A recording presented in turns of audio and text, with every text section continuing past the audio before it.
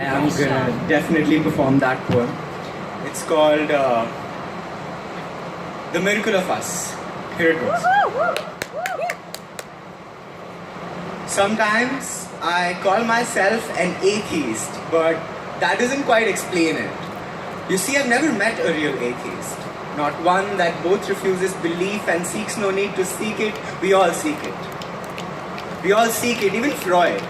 So when he found his God, he called it your mom. In first grade, they took us to church on Christmas.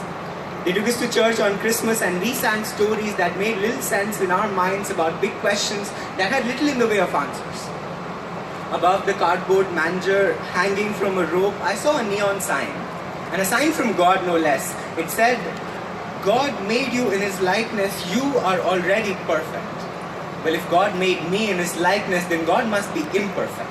His father must have been a blue-collar surgeon who did transplants in broken dynamos from Monday to Friday, whose hands are turning black and brown with age. And his mother must have been the queen of the mango harvest when she was young.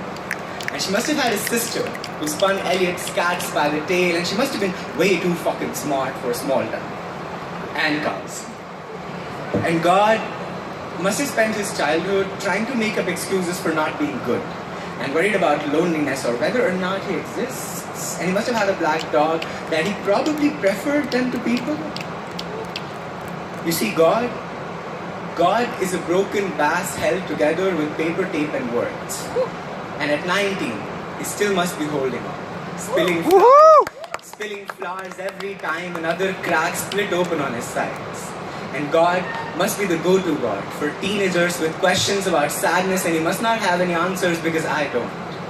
All he has is his paper tape and words and a space on his chest where he's still waiting for hair or a cross to grow. Nice.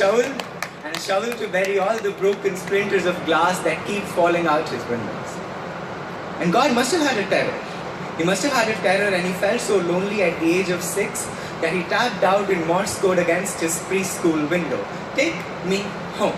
Nice. Hoping that the light outside would tap out and reply, "You are already home," just so that he could tap out, "No." No. In God, he must have a memory of love. Or at least what it looks like reflected in glass sneaking up behind him, as snaky as a sunrise. And you, my love, snuck out behind me. The yellow spines of light bursting on your skull, burning through my back. And I guess I should have seen you coming, being omniscient, no? But I think I was waiting for that meek burst sound of my heart falling and hitting the ground. You see that I know that we think things different, you and I. You with a full spectrum of light and me with only a few shades of blue, but my heart was already running on 2 chambers when we met. So I guess that makes it hard for the two of us to talk in the same talk dance. But these two chambers, one of them is a gentleman and he will show up for dance lessons every week while I try to talk my 2 left tongues into better ways of dancing. So love, may I have this dance with you? In the other chamber, the mass entangle of a nest where a baby bird hatched and is breaking into wings and growing a voice of her own. She is our daughter.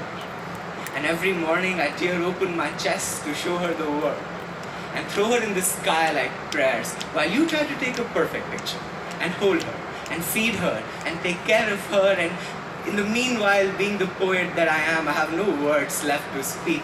Isn't that a little like irony killing itself? You see, honey, that we're all just trying to write gods into our life these days.